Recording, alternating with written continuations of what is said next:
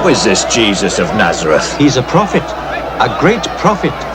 A prophet? On a donkey? Blessed to the healer of the sick! You have come to deliver us! Jesus of Nazareth, King of the Jews!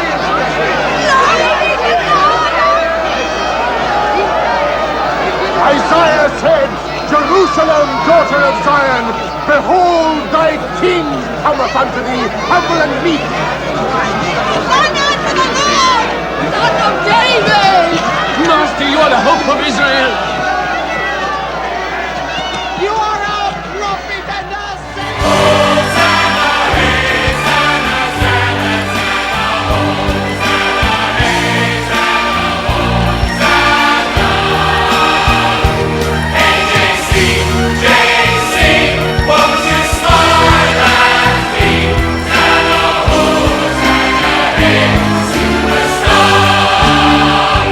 Tell the rabble to be quiet. We anticipate a riot. This common crowd is much too loud. Tell them all who sing your song that they are fools and they are wrong. They are a curse. They should disperse.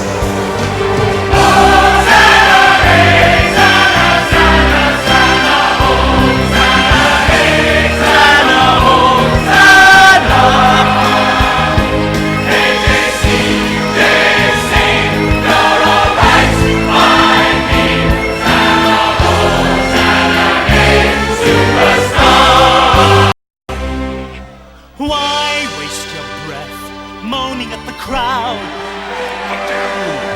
Nothing can be done to stop the shouting. If every tongue was still, the noise would still continue. The rocks and stones themselves would start to sing.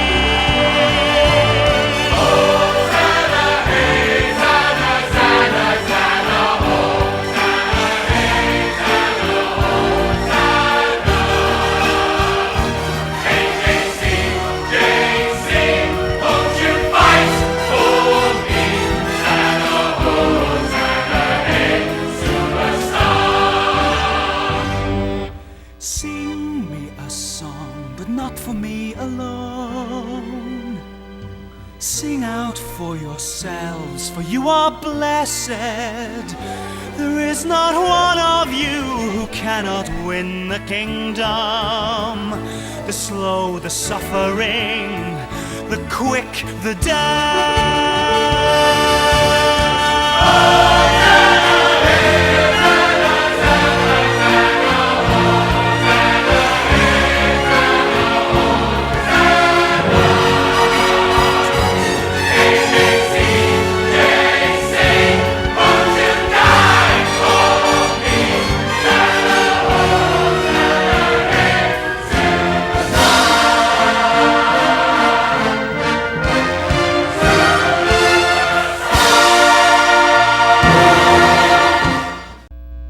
How many of you remember Jesus Christ Superstar? Yeah, I think it hit Broadway about 40 years ago, and it was very controversial at the time. A lot of people screamed that it was total blasphemy, but it's survived the test of time over the course of that 40 years. It continues to tour the country as a stage production. The movie that was originally made in the 1970s was then remade again. The clip that you saw here was from 2000. Now, I remember hearing that soundtrack. I'm a long time before I was saved. In fact, we're talking 40 years back, which would put me in the cradle. But I remember all of my slightly weird, actually druggy, stoned friends all had copies of that album and listened to it on a regular basis. It was just another way of kind of reaching the culture. I love that visual, though, of the parade coming in, don't you? You know, we don't do parades as much anymore as what we used to. I've always loved parades. And maybe, hopefully, we're going to have a big parade for the Bossy Bulldogs here coming up, because Bossy is going to the state championship. Hoorah! Isn't that great? Right?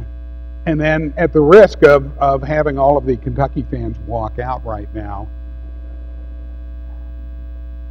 what a game yesterday that was, wasn't it? That was amazing.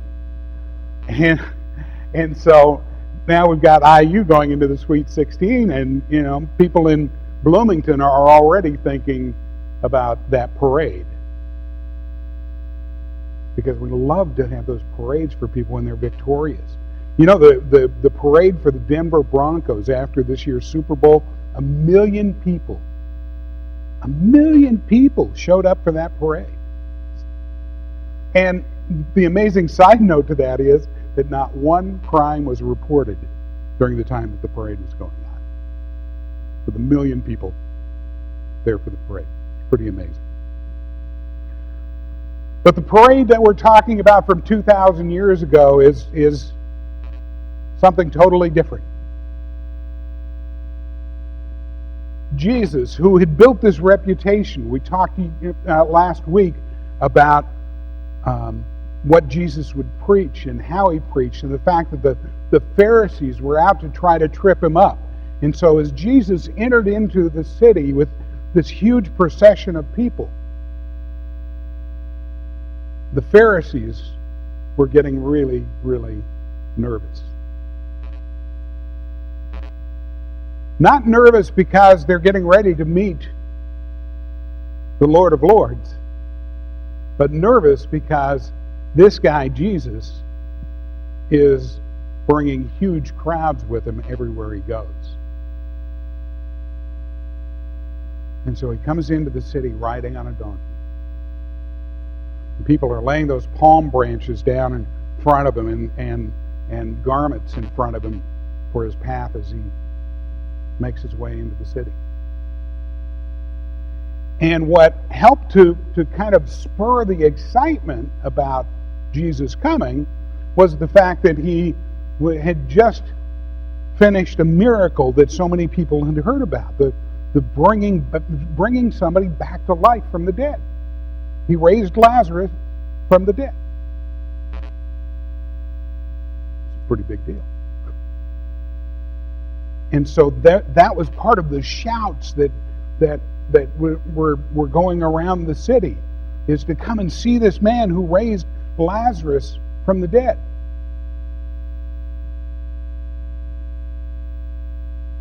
Now he's making his way into the city, and the waving of the palm branches. You know what the significance is of those palm branches? For the Jews, it was basically the same as us waving our flag. So that was the symbolism there, is with the palm branches, and it was definitely an honor. But what those people were really looking for, was they were seeking salvation, but not in the same sense that we know it. Because when Jesus arrived there in Jerusalem, what people thought was, they were under Roman rule and under their thumb big time. The Romans weren't nice rulers at all. It was very oppressive. And so Jesus comes into this area where everybody is oppressed, and he's creating all of this excitement. But what they're really looking for, they're waving those, what would be waving our flag today, and they're waving those palm branches, and they're looking for salvation. But what they're actually looking for is someone to save them from Rome. They were excited because they were looking for new political leadership. And oh my gosh, what kind of trouble can you get into when you're looking in the wrong direction for leadership? In this case, they weren't looking in the wrong direction, they were just looking for the wrong kind of leadership. And so that's the background that we work from to understand how that celebration of his entry into the city turned around so quickly. How long was he in Jerusalem? Week? And it went from the mobs celebrating him being there, and a week later them saying to crucify him. Same mobs. But they turned so quickly. Now, of course, one of the first things Jesus did once he got into town was he decided to go and clean up the synagogue. That's when he went in after the money changers and flipped tables and all of that. It's probably the only case where we see Jesus angry and taking action based on that anger. But even before he did that, before he even got into the city, as he came closer to Jerusalem and saw the city ahead, he began to weep. See, because he knew that when he entered the city, that it wasn't, the cheers weren't because he could lead them to God.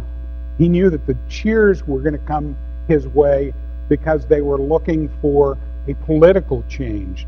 They were looking for the wrong kind of salvation, and he knew that, so he began to weep. How I wish today that you, of all people, would understand the way to peace. But now it's too late, and peace is hidden from your eyes. Before long, Jesus said, your enemies will build ramparts against your walls and encircle you and close in on you from every side. They will crush you into the ground, and your children with you. Your enemies will not leave a single stone in place because you did not accept your opportunity for salvation. Wow. I wouldn't want to be the witnessing Jesus saying that about my city. It was after that then that he went into the temple and flipped the tables and ran off the money changers. Why? Because it was in the temple. It was in the place that was supposed to be held sacred and holy, and they had decided to use it for other purposes. Also, during this time that Jesus was in the city, he predicted the future. How many of you have seen the, oh man, now all of a sudden I'm drawn up saying I don't have anybody to finish my sentence for me. That's a problem. See, that's what Jill does for me. She finishes my sentences. I don't have to worry about it, right? Movies, big book series that was out a few years ago about the end times. Left Behind, thank you. Okay. How many of you have read any of the Left Behind books or seen the movie or any of that? Okay. Well, you know, Jesus in his prediction of the future in the book of Luke, he pretty well outlines what they shared in that movie. He had some of the disciples together, and he said the time is coming when all these things will be completely demolished. Not one stone will be left on top of another. They asked him, when will all of this happen? What sign will show us that these things are about to take place? And Jesus said, don't let anyone mislead you, for many will come in my name, claiming I am the Messiah, and saying the time has come. But don't believe them. And when you hear of wars and insurrections, don't panic. Yes, these things must take place first, but the end won't follow immediately. He added, nation will go to war against nation, and kingdom against kingdom. There will be great earthquakes, and there will be famines and plagues in many lands, and there will be terrifying things and great miraculous signs from heaven. So Jesus, just before his life ended, he spoke about the end for us. And, when he spoke about it, he really left it open for us in every generation since then to wonder, could this be the time that he's talking about? Could the wars and the famine and the disease that spreads globally now, could that be the sign that we're in the end time? And we ask that question now of ourselves, but see, that question has been asked every generation going back. If you go back through literature from different generations, especially Christian literature, you'll see those predictions of we're in the end times. And you'll also see of a few nutcases who say that they figured out the code and they know the exact moment that it's going to happen, and then all of a sudden they're having to say, no, I miscalculated that. Let me give you the new date. The truth is, Jesus doesn't give us the time. Nobody will know. But you see how much happens in such a short amount of time there. But the entire ministry of Jesus is condensed down to this 3-year period, starting when he's 30 years old. And he changes absolutely everything during that time. But it all comes to a head here. It all comes to a peak as he's entering into the city, because that's when the Pharisees become really, really concerned, because now it's happening right there in front of them, and they can see that this guy Jesus isn't going away on his own, and he's got a lot of control. And the Pharisees aren't even worried about the possibility, well, what if he really is the Son of God? That thought doesn't even enter into the Pharisees' head. They're just proceeding with, this guy is a fake, a fraud, and he needs to be stopped, and he needs to be stopped now, and especially now that he's in our city and we're seeing all of this unfold right in front of us, and we're seeing the crowds and all of these people following him. So they decide they've got to get rid of this guy. They decide it's time for Jesus to go. Who do they make a deal with? A guy named Judas. One of the people on the Jesus team. One of his close confidants. And they make a deal with Judas then to betray him.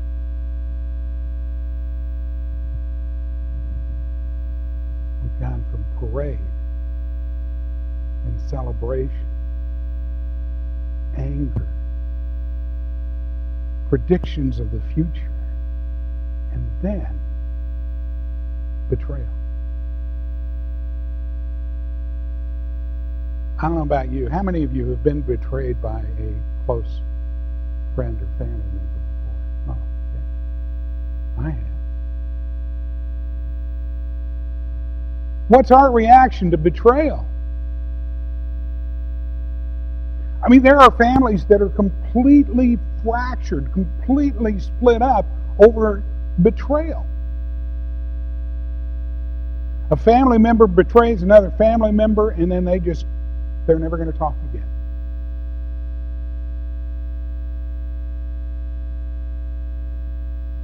But in the case of Jesus, first of all, he knew he was going to be betrayed. He told his disciples that it was happening. And what did he do with the person who was going to betray him? He treated him exactly the same. He treated him the same as the other disciples. I think the whole foot washing at the Last Supper is more about the example of how we should handle a betrayal, or how Jesus would handle a betrayal, than it is about anything else. And I got to be honest with you, the times the people who have betrayed me, I don't know that I could wash their feet. I don't think I could be there to do that. I don't think I could sit down at the supper table with somebody who has deeply wounded me, much less somebody who's involved in a conspiracy to take my life. And see, Jesus isn't guessing about Judas. Jesus knows about Judas. He doesn't have to guess at all. And this person's right there in front of him.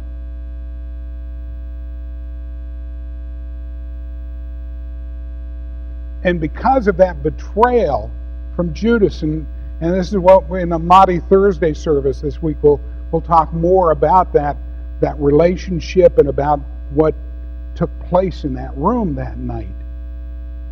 But see, that betrayal from Judas, what Jesus knew was that not only was it going to be a betrayal that was going to cost him his life, but it was going to be a betrayal that was going to cause him such immense pain.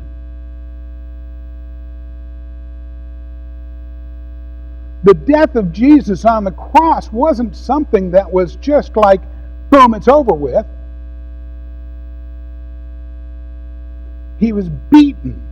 He was brutalized. He was spit on. He was mocked. And he was not only betrayed by Judas, but by the entire community by that point.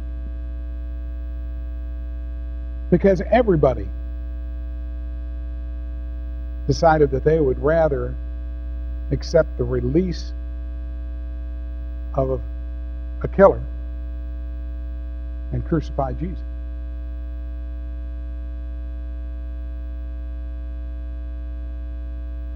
All condensed in that short amount of time. All happening. Sometimes we think, man, the world moves really fast these days, right? But wow, that's a lot in that short timeline. And then, of course, next week we talk about the rest of the story, which is where Jesus is resurrected.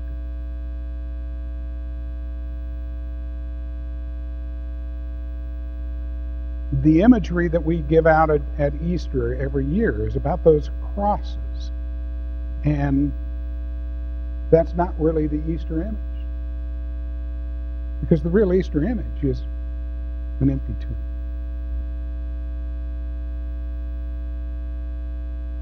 And so when we look at what happened from the time that Jesus entered the city until the time that he was hung on that cross,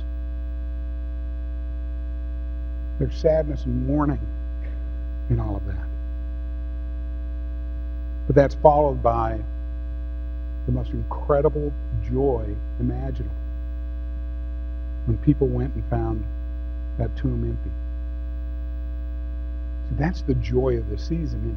And the thing of it is, when we talked at Christmas time, the thing that we talked about then was the fact that if you don't accept that miracle birth of Jesus, you can't accept any of the rest of it. I mean, you have to. There are a couple of absolutes in our faith. One of those absolutes is that Jesus was born to a virgin, that he's the Son of God. And the other absolute is that when he died, 3 days later, he was out of the tomb. Those are absolutes. And so for us as Christians, that's really the thing that we have to focus on. It's great to look at this parade. It's great to say, oh, everybody waving their palm leaves. But what we have to come to accept is what all of that really means. What all of that really means is that God loves each and every one of us so much that he doesn't want us to be emotionally tortured by our sins. I know people who are there. I know people who feel that emotional torture. I know people who are trapped in alcoholism or other addictions. Why? Because they're tortured by their sins. And they don't know how to get out of it. And what this week symbolizes for us is the way out of that. Because, the truth is that God loves you as an individual so much that he would have sent Jesus here to the earth just to save you. Jesus would come for one. Plain and simple. And it doesn't matter what you've done in your life. It doesn't matter what kind of mess you've made of things. We all make messes in the course of life. And that doesn't matter because of what happened on that cross. That made it all go away.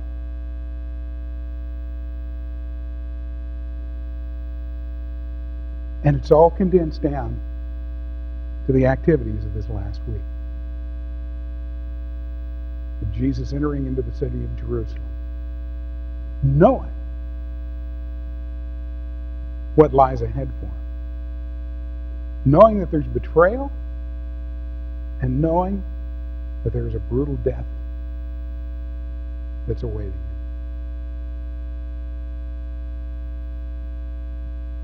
See, he fulfilled prophecy. We've talked about his birth fulfilling prophecy. His entry into the city on a donkey fulfills prophecy from 500 years before that. It's written in the Old Testament. So Jesus knew exactly what he was in for. For any one of us, we would turn that donkey around. The gates of the city are that way. I'm heading this way. But Jesus knew that he still went ahead anyway. And that's what gives us all hope. We have hope because Jesus lived, died, and then was resurrected. The timing of the resurrection of Lazarus, of bringing Lazarus back from the dead, was not a coincidence. He raised Lazarus from the dead because that created the buzz. That created the stir in the city, but also that showed that it could be done. You see, he knocked the disbelief about his resurrection out of everybody's head before his resurrection happened, because he showed that somebody could be raised from the dead. Then he went into the city. And then he sacrificed everything for all of us.